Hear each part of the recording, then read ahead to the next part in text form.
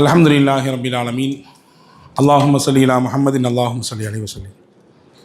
கண்ணியத்திற்குரிய சகோதரர்களே, திருக்குரானில் பெயர் சொல்லப்பட்ட நபிமார்களின் வரலாற்று தொடரிலே இன்றைக்கு நாம் பார்க்கக்கூடிய நபி ஹஸரத் சையதுனா யூனுஸ் அலைஹிஸ்ஸலாம். மீன் வயிற்றுக்குள்ளே இருந்து அங்கிருந்து திக்ர் செய்து, அங்கே தொழுது, அங்கே சஜிதா செய்து, அல்லாஹ்வுடைய அருளை கொண்டு வெளியே வந்து நமக்கும் கஷ்டகாலத்திலே என்ன சொல்ல வேண்டும் என்று கற்றுக் கொடுத்த ஒரு அற்புதமான நபியின் வரலாற்றை இன்றைக்கு நாம் பார்க்க போகிறோம். இன்றைக்கு ஈராக்கு பக்கத்திலே மௌசில் என்று ஒரு நகரம் இருக்கிறது. அந்த மௌசில் நகரத்திற்கு அருகாமையில் இருக்கக்கூடிய ஒரு ஊர் தான் நீனவா. நீனவான்னு சொல்கிறாங்க, நீனுவான்னு சொல்கிறாங்க. இந்த நீனவா என்ற நகர மக்களுக்கு நபியாக அனுப்பப்பட்டவர்கள் தான் ஹஸரத் சையதுனா யூனுஸ் அலைஹிஸ்ஸலாம். யூனுஸ் அலைஹிஸ்ஸலாமுடைய வரலாற்றை பார்க்கறதுக்கு முன்னாடி ஒரு செய்தியை சொல்லிடுவோம். அதில் சஅத் இப்னு அபி வக்காஸ்னு ஒரு சஹாபி மஸ்ஜித் நபவியில் நடந்து வந்துட்டு இருக்காங்க. திருமிதி ஷரீஃபில் இந்த ஹதீஸ் வந்திருக்கு, நசாயி ஷரீஃபில் இருக்குது. நடந்து வந்துகிட்டே இருக்கும்போது எதிர்த்த மாதிரி அதில் சையதுனா உஸ்மான் ரலியல்லாஹு வர்றாங்க. பொதுவாகவே ஒரு முஸ்லீம் இன்னொரு முஸ்லீமை சந்தித்து கொண்டால் என்ன செய்யணும்? சலாம் சொல்லணும். மார்க்க அழகாக நமக்கு கற்றுத்தருது.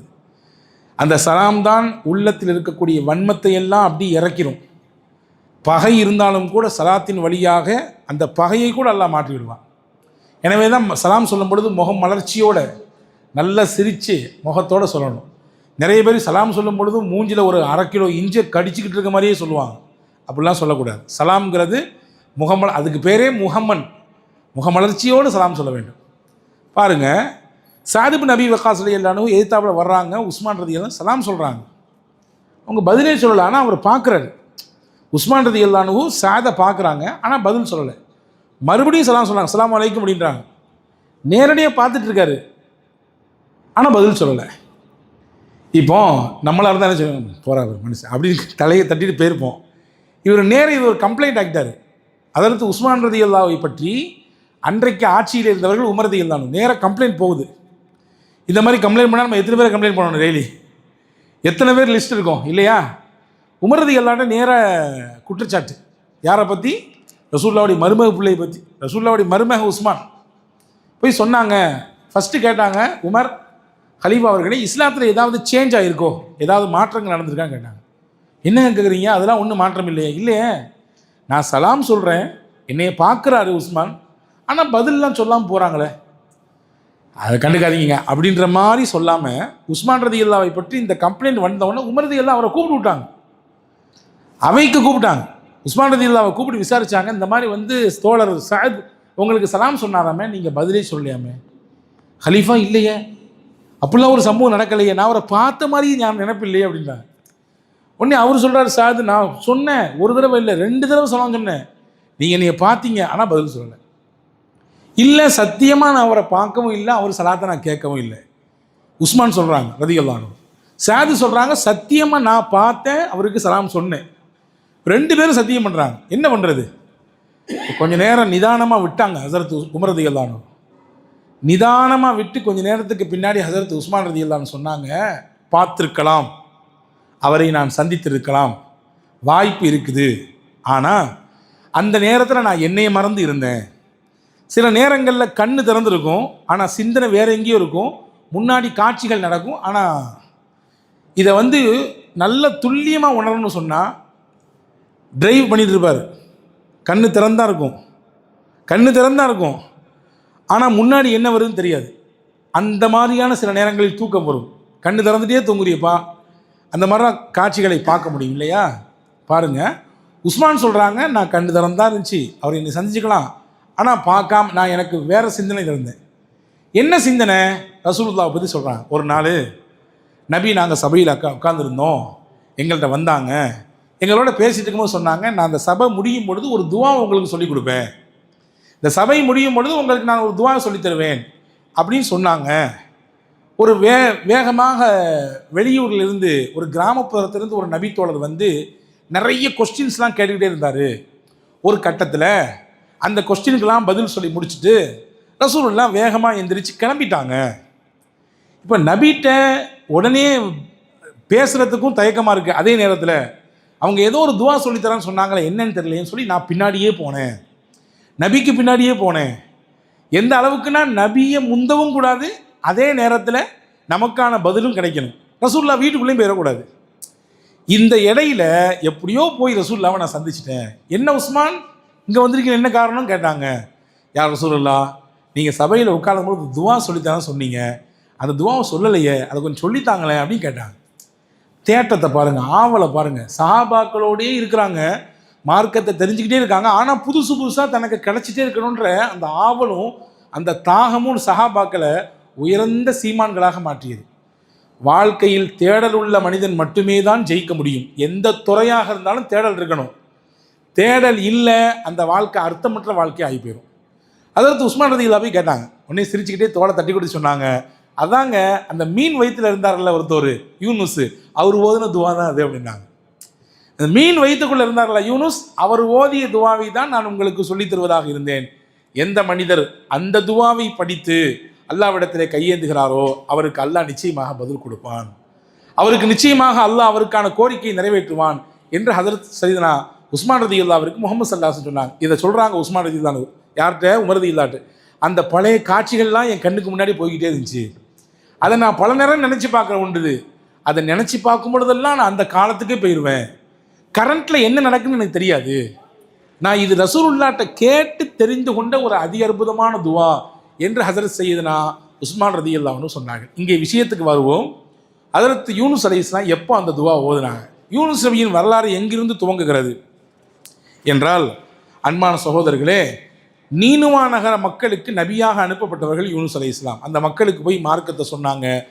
எல்லா நபிமார்களையும் வெறுத்த மாதிரி, பிடிவாதம் பிடித்த மாதிரி, வரட்டு கௌரவத்தில் இருந்த மாதிரி அந்த நீனுவா நகர மக்களும் வரட்டு கௌரவத்தில் இருந்தாங்க, பிடிவாதம் பிடிச்சாங்க, உங்களை ஏற்றுக்க முடியாதுன்னு நிராகரித்தாங்க. நாங்கள் எங்கள் பழைய கொள்கையில் தான் இருக்க போகிறோன்னு வம்படியாக சொன்னாங்க. ஆது கூட்டத்தை பார்த்துட்டோம், சமூது கூட்டத்தை பார்த்துட்டோம், ஷுவைப் நபியினுடைய கூட்டத்தை பார்த்துட்டோம், லூத் நபியினுடைய கூட்டத்தை பார்த்துட்டோம், நூஹ் நபியினுடைய கூட்டத்தை பார்த்துட்டோம் இல்லையா? இந்த கூட்டம்லாம் என்ன செஞ்சுது? அந்த நபியை வெறுத்துச்சு, பிடிவாதம் பிடிச்சது, நபிக்கு ஆப்போசிட்டாக இறங்குச்சு. ஹதரத் யூனுஸ் அலைஹிஸ்ஸலாம் இருந்து இருந்து இருந்து இருந்து மக்களிடத்தில் அந்த இதை சொல்லிக்கிட்டே இருந்தாங்க. குர்ஆன்லேயே அல்லாஹ் சொல்லுகிறான், கிட்டத்தட்ட அந்த நகர மக்கள் 1,00,000க்கும் அதிகமானவர்கள் இருந்தாங்க. ஒரு சின்ன நகரம் தான். அந்த சின்ன நகரத்தில் அந்த நகர மக்களுக்கான வழிகாட்டியாக, தூதராக அல்லாஹ் யூனுஸ் நபியை அனுப்பினான். யஸீதுன்னு அல்லாஹ் சொல்கிறான், அதாவது 1,00,000 அதை விட கொஞ்சம் கூட. அறிஞர்கள் சொல்கிறாங்க கிட்டத்தட்ட 1,70,000 மக்கள் தொகையை கொண்ட நகரம் அது. குறுகிய ஒரு பகுதி தான், கொஞ்சகான உள்ள மக்கள் வாழக்கூடிய வசிப்பட உரிய இடம்தான். ஆனாலும் அவங்க பிடிவாதமாக இருந்தாங்க. ஒரு கட்டத்தில் எல்லா நபிமார்களுக்குமே வரக்கூடிய ஒரு எண்ணம் தானே, சரி இவங்க கூட கடந்து மாரடிக்கிறதுக்கு பேசாமல் போயிடுவோம் அப்படின்னு சொல்லி கிளம்புனாங்க. கிளம்பும் பொழுது அந்த நகர மக்கள்கிட்ட பார்த்து சொன்னாங்க, நீங்கள் பிடிவாதத்தோட, இருமாப்போட, இந்த மாதிரி ஒரு விதமான இறுக்கத்தோடு இருக்கிறீங்க, இதுலேருந்து நீங்கள் வெளியே வர்றதா இல்லை, குறித்து வச்சுக்கோங்க, இன்னும் 3 நாள் தான் உங்களுக்கு தவணை, 3ஆவது நாள் அல்லாஹ்வுடைய வேதனை இறங்கிடும்.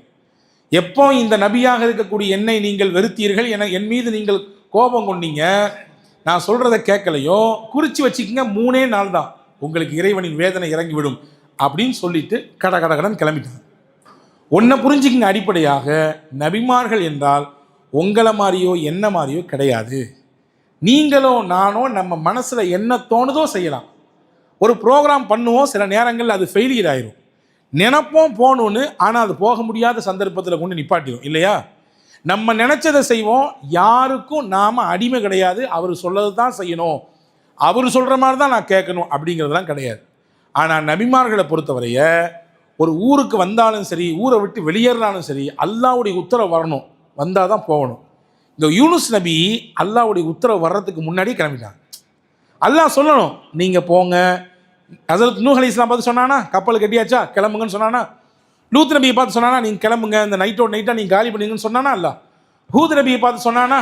சாலிஹ் நபியை பார்த்து சொன்னான்? எல்லா நபியை பார்த்து சொல்லலாம்ல, நீங்கள் கிளம்பிடுங்க, உங்களோட ஈமான் கொண்ட மக்களை கூட்டு நீங்கள் கிளம்புங்க, நீங்கள் இருந்த இந்த பகுதிக்கு வேதனை வரப்போதும் சொன்னான். யூனுஸ் நபி அந்த உத்தரவு வர்றதுக்கு முன்னாடி கிளம்பிட்டாங்க. சரி, கிளம்பி என்ன ஆனாங்க அடுத்த கதையை பார்ப்போம். 3 நாள் கெடு கொடுத்தாங்கல்ல, இந்த 3 நாள் கெடு கொடுக்க 3ஆவது நாள் அந்த ஊரில் அப்படி மேகங்கள் எல்லாம் கருக்குது, ஒரு விதமான காற்று அடிக்குது. அதுவரை அவங்க பார்க்காத அளவுக்கு உண்டான ஒரு பிரம்மாண்டமான ஒரு காட்சி வருது.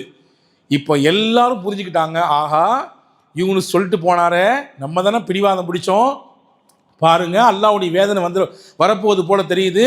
இனிமேலும் நம்ம தௌபா செய்யட்டி, இனிமேலும் அல்லாஹ்விடத்தில் நம்ம நெருங்காட்டி இந்த வேதனையை நம்ம கரிஞ்சே போயிடுவோம், வாங்கடா எல்லாரும் மொத்த ஊர் ஒன்று சேர்றாங்க. ஊர் மொத்தமும் வந்தாங்க, சின்னவங்க வந்தாங்க, பெரியவங்க வந்தாங்க, குழந்தைங்க வந்தாங்க, இளைஞர்கள் வந்தாங்க, வயதில் முதிர்ந்தவர்கள் வந்தாங்க. அந்த ஊரில் இருக்கக்கூடிய அதாவது வந்து உயிரினங்களை கூட்டு வந்தாங்க, ஆடு மாடு ஒட்டகை எல்லாத்தையும் கூட்டு வந்தாங்க. எல்லாத்தையும் கூட்டு வந்து ஒரு மைதானத்தில் நிப்பாட்டி வச்சுட்டு அழுக ஹதீஸில் வருது, வரலாற்றில் வருகிறது, அவர்கள் அழுத அழுகை நாலாபுரத்திலும் இருந்த மலைகளில் பட்டு எதிரொலித்தது. அப்படின்னா எப்படி அழுதுருப்பாங்க பாருங்க.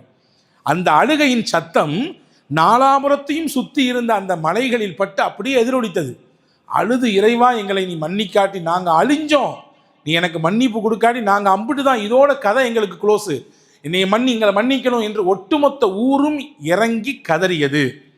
கருணையே உருவான அல்லாஹ் அவர்களை மன்னித்தான். பொதுவாகவே அல்லாஹ்வுடைய மன்னிப்பு மேலே நிற்குமா அல்லது அவனுடைய வேதனை மேலே நிற்குமான்னா, ஹதரத் ரசூலுல்லாஹ் சொன்னாங்க, அல்லாஹ் சொல்கிறான், கலபத் ரஹ்மி அல் கலப, என்னுடைய கோபத்தை விட என்னுடைய கருணை மிகச்சிரும். ஒரு அடியார்கள் மீது நான் வந்து கோபப்படணும்னு நான் விரும்புவேன், ஏன்னா அந்த மாதிரியான வேலைலாம் செஞ்சு வச்சிருப்பான் அவன்.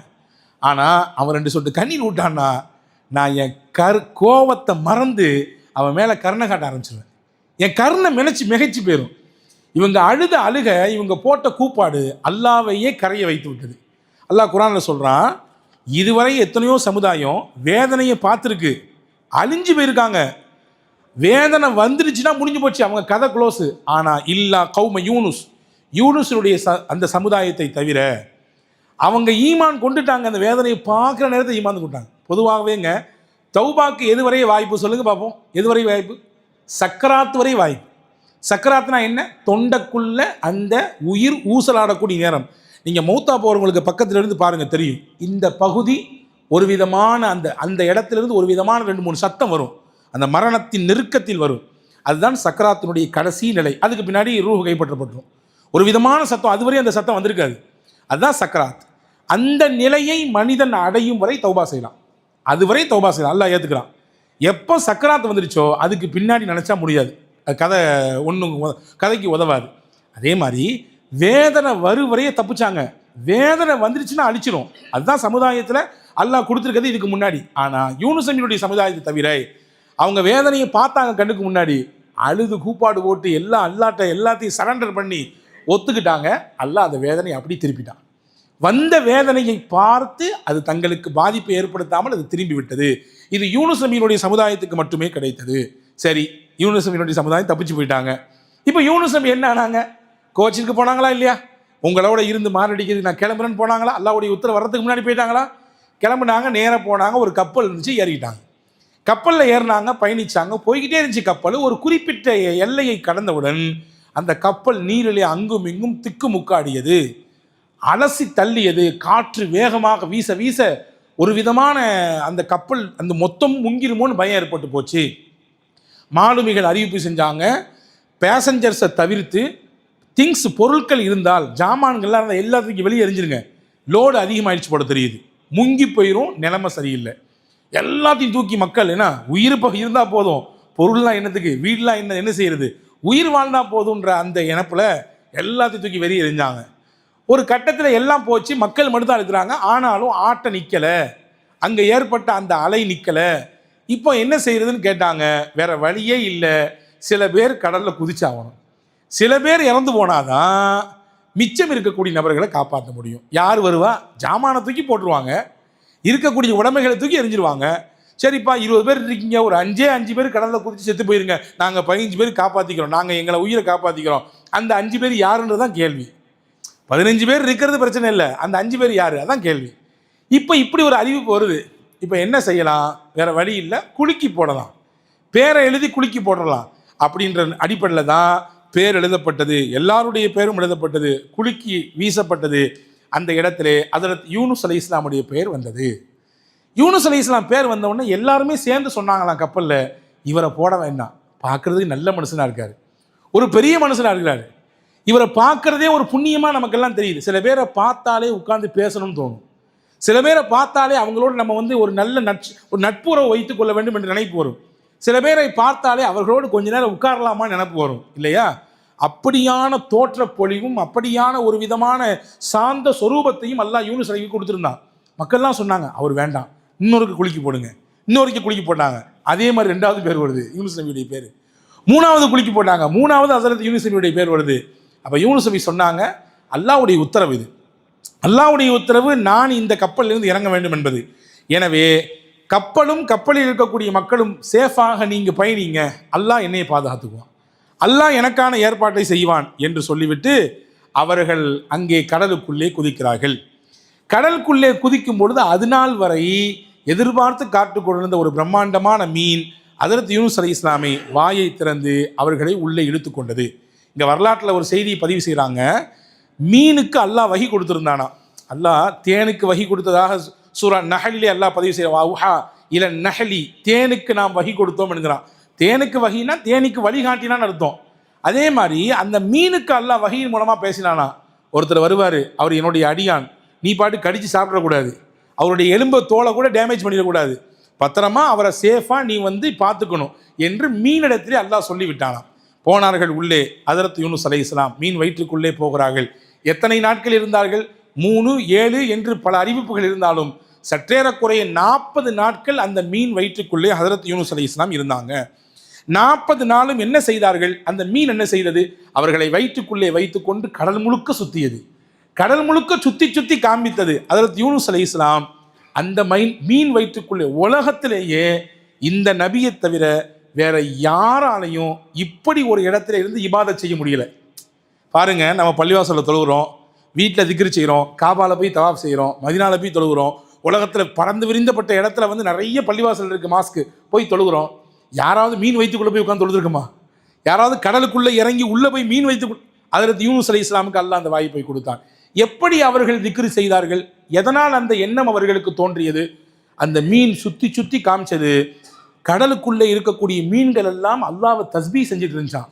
யூனுஸ் நபி கேட்டாங்களாம், இந்த வாயில்லா ஜீவன்களே, அறிவில்லாத இந்த மீன்களே, அல்லாஹ்வை நினைக்கும் பொழுது 6 அறிவை கொடுத்து அல்லாஹ் நமக்கு தந்திருக்கிறானே, நம்ம அவன் நினைக்க வேண்டாமா அப்படின்னு சொல்லி தஸ்பீஹ் செய்ய ஆரம்பிச்சாங்க. அந்த தஸ்பீஹ் தான் லா இலாஹ இல்லா அன்த சுபஹானக இன்னி குன்து மினல் ஸாலிமீன். இந்த திக்ரை தான் செஞ்சாங்க, செஞ்சுக்கிட்டே இருந்தாங்க. அல்லாஹ் அல் குர்ஆனில் சொல்கிறான், ஃபலவுலா அன்னஹு கான மினல் முஸப்பிஹீன், அவர் தஸ்பீஹ் செய்தார், அந்த தஸ்பீஹ் மட்டும் அவர் செய்யவில்லை என்றால் லபித ஃபீ பத்னிஹி இலா யௌமி யுபாஸூன், உலக அழிவு நாள் வரை அவர் மீன் வயிற்றுக்குள்ளே இருந்திருப்பாருன்றான். அந்த தஸ்பீஹ் தான் அவரை வெளியே கொண்டு வந்துச்சு. இருளுக்குள்ளே இருந்தார். என்ன இருள் இருந்தார்? முதல்ல அவர் மீன் வயிற்றுக்குள்ளே இருக்கார், அது ஒரு இருள். 2வது கடலுக்குள்ளே இருக்கிறார், அது ஒரு இருள். 3வது அவர் ராத்திரியில் தான் கீழே விழுகிறார். இந்த 3 இருளுக்குள்ளே அவர் சிக்கி இருந்தார் என்று ஹஸரத் சய்யிதுனா இப்னு அப்பாஸ் ரலியல்லாஹு சொல்றாங்க. யூனுஸ் நபியை பற்றி வல்ல அல்லாஹ் ரொம்பவும் ஸ்லாகித்து பேசக்கூடிய வசனம் இது. அவர் தஸ்பீஹ் செய்தார், அவர் நம்மை துதித்தார், நினைவு கூறினார் என்று சொல்லுகிறான் அல்லாஹ். இந்த இடத்துல ஒரு விளக்கத்தை அறிஞர்கள் சொல்றாங்க, அந்த நேரத்தில் மட்டும்தான் அவர் நினைச்சாரா? அதுக்கு முன்னாடி அல்லாஹ்வை நினைக்கவே இல்லையா? கிடையாது. முன்னாடி பல சமயங்களில் அல்லாஹ்வை அவர் நினைத்து கொண்டிருந்ததுனால்தான் அவருக்கு கஷ்டம் வரும் பொழுது அல்லாஹ் அவரை நினைத்து பார்த்தான். தஅர்ரிஃப் ஃபிர் ரஹாஇ யஅரிஃபுக ஃபிஷ் ஷித்தா. அல்லாஹ் அருமை நாயகம் ஸல்லல்லாஹு அலைஹி வஸல்லம் இப்னு அப்பாஸ் ரலியல்லாஹு சொல்லுவாங்க, நீ சந்தோஷமா இருக்கும் பொழுது, மகிழ்ச்சியா இருக்கும் பொழுது, ஆனந்தமா இருக்கும் பொழுது, நல்லா இருக்கும் பொழுது அல்லாஹ்வை நிறைய கேட்டு நிறைய பேசிட்டு அவனிடத்தில் நிறைய தஸ்பீஹ் செஞ்சிரு. நீ உனக்கு ஒரு கஷ்டம் வரும்ல, உனக்கு ஒரு சிரமம் வரும்ல, உனக்கு ஒரு நெருக்கடி வரும்ல, அப்போ நீ கேட்காமலே அல்லாஹ் கொடுப்பான். நீ நல்லா இருக்கும் போது நீ கேட்டுட்டன்னா, நீ கஷ்டப்படும் பொழுது கேட்காமையே அல்லாஹ் உனக்கு தருவான். அப்படி ஒரு விஷயத்தை நீ கையில் எடுத்துக்கொள் என்றார்கள் ஹஸரத் முஹம்மது ஸல்லல்லாஹு அலைஹி வஸல்லம். யூனுஸ் அலைஹிஸ்ஸலாம் இந்த கஷ்டத்தில் மட்டும் கேட்கல, கஷ்டத்துக்கு முன்னாடி இருந்தே அல்லாஹ்வை நினச்சிட்டு இருந்தாங்க. நம்மள்கிட்ட இருக்கக்கூடிய மைனஸ் என்ன தெரியுமா? கஷ்டத்தில் மட்டும்தான் கேட்போம், கஷ்டம் வந்தால் தான் அல்லாஹ்வை நினைப்போம், சிரமங்கள் வந்தால் தான் அவனை நாம் தொழுவோம், நெருங்குவோம். நமக்கு ஏதாவது நெருக்கடி என்றால் தான் அவனை பிடித்து கொண்டு இறுக்கமாக நாம் அவனை விடமாட்டேன் என்று உறுதியோடு நிற்போம். அப்படி அல்ல, அதற்கு முன்பிருந்தே நாம் அவனை நினைத்து கொண்டே இருக்க வேண்டும். அதற்கு யூனுஸ் அந்த திக்ரை ஓதுனாங்களா, மலக்குகள் அல்லாஹ்ட்ட பேசினாங்களாம். அனஸ் இப்னு மாலிக் ரலியல்லாஹு அன்ஹுடைய அறிவிப்பு ஒன்று வந்திருக்கிறது. மலக்குகள் அல்லாஹ்ட்ட பேசுனாங்களாம், யா அல்லாஹ், ஒரு புதிரான இடத்திலிருந்து அறிமுகமான குரல் ஒன்று கேட்கிறதே. இடம் எந்த இடம் தெரியல, இடம் வந்து மாலுமா இல்லை, புதிராக இருக்குது. ஆனால் கேட்ட குரல் மாதிரி இருக்குது, யாருடைய குரல்னு கேட்டாங்களாம். இப்போ அல்லாஹ் சொன்னானா, இது யாரும் இல்லை, என்னுடைய அடியார் யூனுஸுடைய குரல். ஓ, யூனுஸுடைய குரலா? யா அல்லாஹ், ஏன் அவர் எங்கே இருக்கிறாரு?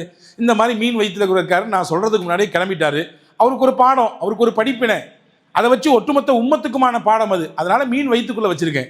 இப்போ மலக்குகள்லாம் சொன்னாங்களாம், யா அல்லாஹ், இந்த வார்த்தை நல்லா கவனிங்க, யா அல்லாஹ், தன்னுடைய வளமான நாட்களிலே தன்னுடைய வழக்கமான செயலாக நல்ல அமல்களை செய்து உன்னை துதித்து உன்னை வணங்கி வழிபட்டாரே, அந்த காரணத்துக்காவது இந்த கஷ்டத்திலே அவர் நீ வெளியேற்றக்கூடாதா? நல்லா இருக்கும் பொழுது நல்ல வாழ்க்கையில் நிறைய உன்னை நினச்சி பார்த்துருக்காருல்ல, அதுக்காக வேண்டி அவரை நீ வெளியே கொண்டு வரக்கூடாதா என்று மலக்குகள் ரெக்கமெண்ட் பண்ணாங்களா அல்லாட்ட. அல்லாஹ் அந்த மலக்குகளுடைய சிபாரிசை ஏற்றுக்கொண்டு யூனுஸ் நபியை 40 நாளைக்கு பின்னால் மீன் வயிற்றிலிருந்து வெளியே கொண்டு வந்தான். வெளியே வந்தவுடன் எப்படி இருந்தார்கள்? இப்னு மசூத் ரலியல்லாஹு சொல்றாங்க, ஒரு பறவையினுடைய சிறகை பிச்சு போட்டால் எப்படி இருக்கும், பறக்க முடியாம கூனி குறுகி அப்படி இருந்தார்கள். அல்லாஹ் அங்கேயும் பாதுகாப்பதற்கு வெள்ளரிக்காய் மரத்தை நட வைத்தான், அந்த மரத்தின் நிழலை கொடுத்தான், அவர்களுக்கு உணவை கொடுத்தான்.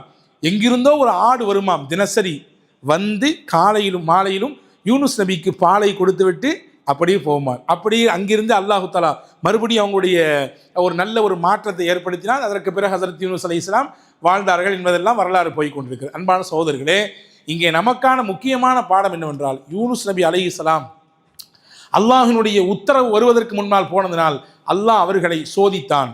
அந்த சோதனையில் வெற்றியை கொடுத்தான். அந்த சோதனையை அவர்கள் பொறுத்திருந்தார்கள் என்பது மட்டுமல்ல, அல்லாஹ்வை மறக்காமல் இருந்தார்கள். நமக்கும் கஷ்டங்கள் வருகிறது, வாழ்க்கையில் நெருக்கடிகள் வருகிறது, வாழ்க்கையில் அடுத்தடுத்தான சோதனைகள் வருகிறது. அந்த நேரத்திலே மனம் தளர்ந்து விடாமல், எல்லாம் வல்ல அல்லாஹ் எனக்கு துணையாக நிற்பான், அவன் என்னை ஒருபொழுதும் கைவிட மாட்டான் என்கின்ற நம்பிக்கையோடு யூனுஸ் அலைஹிஸ்ஸலாம் ஓதின இந்த கலிமாவை நாமும் ஓதினால், லா இலாஹ இல்லா அன்த சுப்ஹானக இன்னி குன்து மினல் ஸாலிமீன் ஓதினால் நிச்சயமாக அல்லாஹ்வுடைய உதவி கிடைக்கும். ரசூலுல்லாஹ் சொன்னாங்க, சில வார்த்தை இருக்குது, அந்த வார்த்தையை சொல்லி அல்லாஹ் துவா செஞ்சு அப்படி அல்லாஹ் கபூல் செஞ்சிருவான். என்ன வார்த்தை யார் ரசூலுல்லாஹ் கேட்டாங்க சஹாபாக்கள். அதுதான் யூனுஸ் ஓதினார்ல அந்த வார்த்தை. சரி, அவருக்கு தானே அல்லாஹ் அதை கபூல் செஞ்சான், எங்களுக்கெல்லாம் கிடைக்காது, எங்களுக்கெல்லாம் கிடைக்குமான்னு கேட்டாங்க சஹாபாக்கள். இப்போ அல்லாஹ் சொல்றது நீங்க கவனிக்கலையா? அவரை நம்ம காத்தோம், அதே மாதிரி கதாலிக்கு நுஞ்சில் மூமினீன், மூமின்களுக்கும் பாதுகாப்பு கொடுப்போம் அல்லாஹ் சொல்றான குர்ஆன்ல, அதை நீங்க கவனிக்க வேண்டாமா அப்படின்னு ரசூலுல்லாஹ் சஹாபாக்களுக்கு சொல்லி கொடுத்தாங்க. ஆக யூனுஸ் நபியின் வரலாற்றில் நாம் தெரிந்து கொள்ள வேண்டிய மிக முக்கியமான பாடமாக இந்த லா இலாஹ இல்லா அன்த சுப்ஹானக இன்னி குன்து மினல் ஸாலிமீன் என்ற கலிமா இருக்கிறது. எல்லாம் வல்ல அல்லாஹ் நெருக்கடி நிலைகளில், கஷ்டங்களில், சோதனைகளில் வைராக்கியமான நம்பிக்கையோடு கொஞ்சமும் நம்பிக்கை தளராமல் வாழ்ந்த, மீன் வயிற்றுக்குள் இருந்தும் அல்லாஹ்வை நினைத்து கொண்டிருந்த யூனுஸ் நபியை போன்று நாமும் வாழ வேண்டும். அதுதான் இந்த வரலாறு நமக்கு சொல்லித்தரக்கூடிய பெரிய பாடம். எல்லாம் வல்ல அல்லாஹ் அப்படிப்பட்ட சிறந்த சிந்தனையோடு வாழ்வதற்கு அல்லாஹ் தௌஃபீக் செய்வானாக. நாளைய தினம் 17வது இரவு பத்ர் சஹாபாக்களுடைய தினம். இன்ஷால்லா நாளைக்கு நபிமாவுடைய வரலாற்று தொடர், நாளைக்கு மட்டும் கொஞ்சம் டிராப்பு, நாளைக்கு மறுநாள் இன்ஷால்லா மூசா நபி பற்றி பேசுவோம். நாளைக்கு சஹாபாக்களை பற்றி இன்ஷால்லா சில விஷயங்களை தெரிந்து கொள்வோம். நாளைக்கு அவசியம் தவறாமல் வந்துருங்க, ஏன்னா ஒரு பாக்கியமான இரவு என்பதை கவனத்தில் கொள்ளுங்கள். அல்லாஹ் தௌஃபீக் செய்வானாக. ஆமீன். வஸ்ஸலாம்.